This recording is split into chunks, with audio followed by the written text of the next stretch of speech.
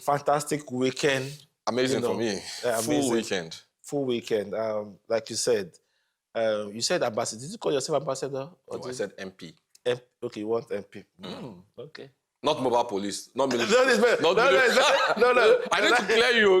Not military police. No. This part of the world, where you just say MP. MP is mobile police. Mobile police. Or military police, yes. Or military police. No. So you have to let the viewers know. Member of Parliament. Member of Parliament. If you know, you know. If you don't know, just forget about it.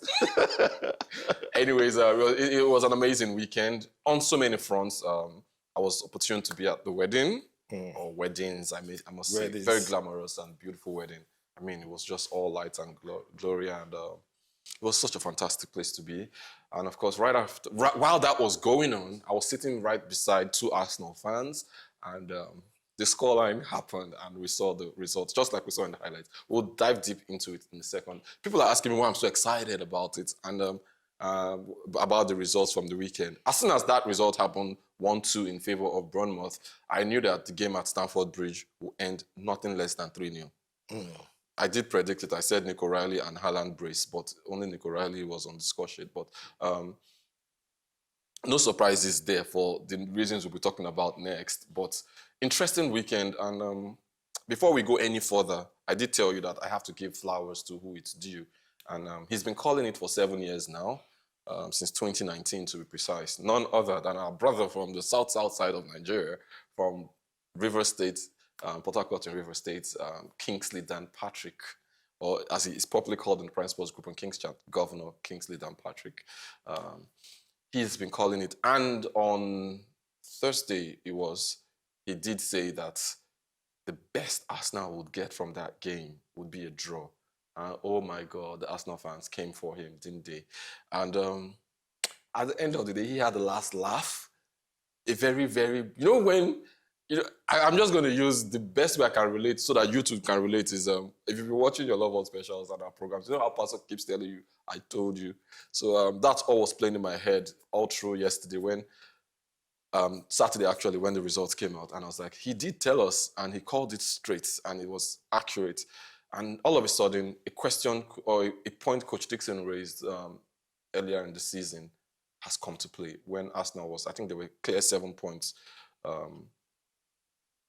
You said, you started doing some mathematical calculations. And I remember the show had just ended. You mentioned it to me that you're trying to explain to me. I didn't see how that was going to happen at the time because I didn't see it. I didn't think it was mathematically, yes. But would Arsenal not drop those kind of points? No. You said there were 9 points, as it were. City had a game in hand. Yes. And Arsenal was one of the teams City was going to meet.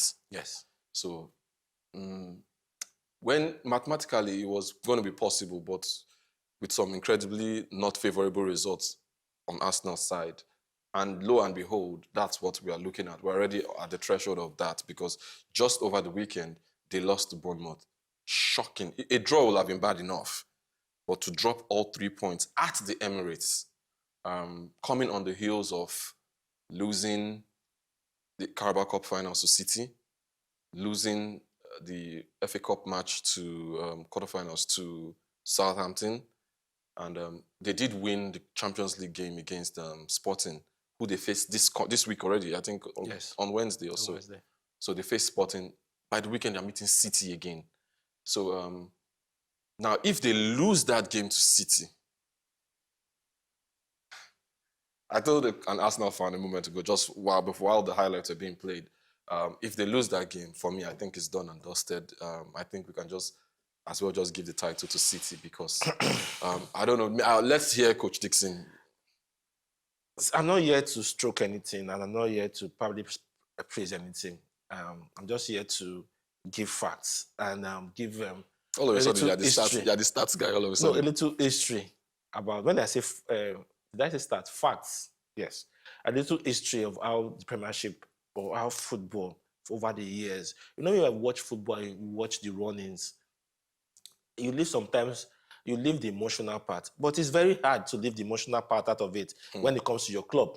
But when you are a neutral person and maybe your rival clubs are trying to win the title or relegation or probably top four, it will be easy for you to, and if you've watched football very well, it will be easy to look at one or two things, how this thing is going to pan out. And I remember some weeks back, and I was trying to tell you that if City, especially for the team City under Pep Guardiola, that if they are still mathematically possible for them to win, you can't count them all out. And it comes to a time where a team has to grind and cross the line. I remember the Conte era where when it was time, Chelsea were doing brilliantly. But when it came to that last 8 games, guess what? They found it hard. The pressure will be there. No matter the professional you were, Chelsea were winning 1-0. Yeah. 1-0. I remember when they won the title, they were playing West Brom. West Brom was about to be relegated. They couldn't even score a goal. It took a last-minute goal by Batshuayi to score that goal. I remember that game. So these things have happened in the past. So that's why when I said it's going to be very hard for Arsenal to cross the line. But if they do, fine. But they shouldn't just be too confident. The question is, why is it hard for them to cross the line? Everybody seems to not have that.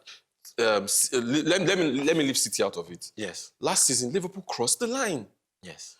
Because here's my take, and this is why I know how Chelsea I have answers for Arsenal fans are going to feel like I'm coming for their team, but 4 in a row is too much, if you ask me. As in, if they don't win this one, I know that they're still mathematically ahead. Of course, definitely. So in the numbers, but by this time next week, I hope we should be able to make that comment, because by this time next week, they will have played City, and pending the results, we'll know exactly how we'll take it from there. But the question I'm asking is, other teams, sometimes you say things like, earlier on in the season, I used to make comments like, Arsenal is dominating because certain teams are going through trying times. Yes. Chelsea has not been Chelsea since Roman left. United have been all over the place. City themselves have dropped. You can't compare this City with the City of 2018. With Kevin De Bruyne, Aguero's last 2 seasons. You can't compare. Guess what? What? The worst City that people are talking about might end up winning a treble. So that's you know why? They're in the FA Cup. Before you go, yes. You know why? Tell me. Because the worst City is trying to win a treble because they are sheep. This is a flock of sheep led by a lion. The only reason Arsenal have not been able to cross the line probably if this is added in the last 4 years because of the legendary Pep Guardiola. Take it to that's the truth. At least he was denied twice by Liverpool. Why was he denied twice by Liverpool? Because the old blueprint of that Liverpool team was another legendary manager club, which wasn't even still at par with Pep Guardiola, but he was able to do. Arteta, I'm sorry, has not gotten to that point. If he crosses it, fantastic. He can now taste something. But as long as he has not crossed it, it will be hard. You can't say you don't like butter when you have not tested butter. I don't say I don't like this. You've not tested it. If food, you say this food I don't like it, you've not tested it yet. Now, for me, I just feel that Arsenal have not gotten to that experience to cross the line. When they finally do, they will have the experience. But now, they don't have. That's why there's so much question mark on this Arsenal team. It's just funny. Fine. But I see. For me, I still feel that all hope is not lost. I stand with you on that one. Let me invite the viewers. The numbers are on the screen. You can join in. Let's hear your thoughts. Arsenal fans, at this point, I would really love to hear your voice. All the Arsenal fans, I won't start calling your names, but there's one that has a very booming voice. Would love to hear you. You've been very quiet on the group and on air. You've not called in a while. I know you're busy doing Deacon stuff, but I mean, you used to have time for us back in the day. So please do call in. Let us know. Do you think this Arsenal side can go all the way, can take you over the line? Dick, who says you can't pull something out of the hat and beat City at the Emirates? Yes. I mean, at the Etihad, rather. Now, like I said, Arsenal fans were saying, why did Chelsea win at Stamford Bridge? You wanted a team to help you. Now it's in your hands. You don't need a team to help you. Your team can go to the Etihad and get that win. That win will... All right, we have an Arsenal fan on the line. We have our first call. We have Moses from Abuja. Hello, Moses. Welcome to the program. Good morning, Pastor Austin. Good morning, Uncle And I can Mo. see Coach DC very smiling. Moses, Good morning. good morning. Yes, now, I will come for you now. You're always happy when you hear my voice, and when it's a situation like this, it's working for Arsenal, not against us, so it's working for us. Good morning. Good morning. I salute. Good. Go on, please. Um, Yes, please. Pastor Austin, good morning. Good morning. Thank you for all support. Hallelujah. First of all, Saturday wasn't a pleasant one for me because I was forced. When you do something very wrong, when we are growing up that time, your mommy will scold you seriously with a serious case. I'll be forced to go and sleep earlier than you expected. That was what happened to me. Thank you very much, Coach. Thank you very much, Moses, for your honesty and sincerity. Interesting one. I saw a comment on the group that when I saw it, I said, What happened? it's from David Wealth. Okay. And he sent it to me. He says, Pastor Austin, Arsenal are not winning the league this season. They are going to lose their next 2 games, Man City, Newcastle. But the Newcastle game is at the Emirates. So there's still hope. I think they would beat Newcastle. Well, I don't know who am I. I think everything is. He also goes on to say their downfall started after that final loss to Man City. Now we said yes. When the Carabao Cup was about to be played, we said yes, it can do either of 2 things. It can do either. It can boost and that's what he has done to City after beating Arsenal. They've just it's like they've turned into another man. They went to the FA Cup and knocked out Liverpool 4-0. Beat Chelsea now 3-0. 3-0. So their form has skyrocketed. Instead of down, then the reverse is for Arsenal. I think Arsenal needs to look at what has happened in the past. Yeah, that trophy, the Carabao Cup, just get it out of your mind.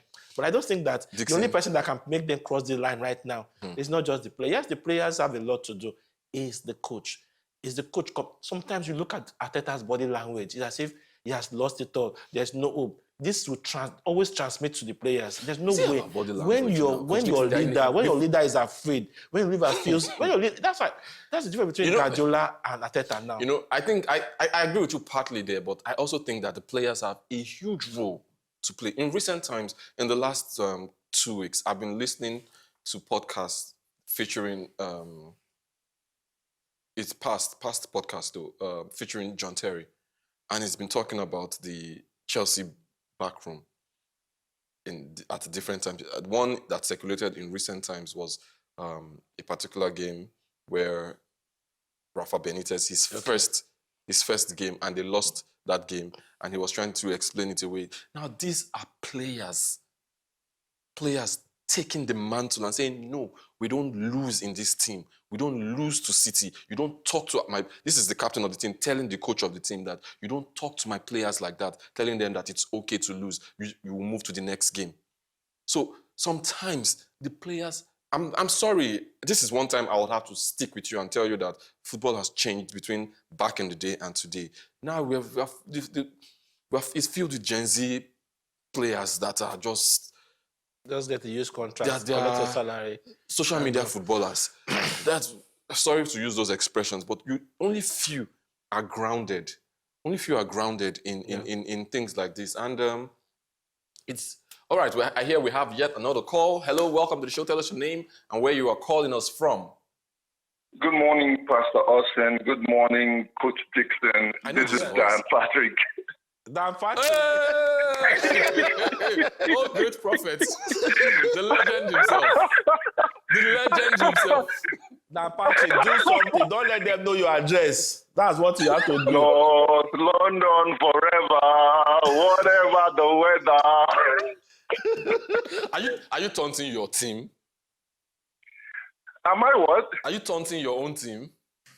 No, I'm not taunting my team. It's absurd that, especially on the group, a lot of people think I'm not an Arsenal fan. You don't sound like I basically put out the data. And since 2019, I've told you guys, the numbers don't lie. It sounded like the line of a hot musical. The numbers don't lie then. But please do call us back. We're not done with that one. We need to get your take. And like I said, he's been calling it on this program. If you're an ardent viewer, if you've been following us from the very beginning, you would know that he's been here talking about things like this. And every time he comes under fire, but at the end of the day, he's still proven right. If this one comes to pass, we'll put one legendary seat for you. We'll put you see this image?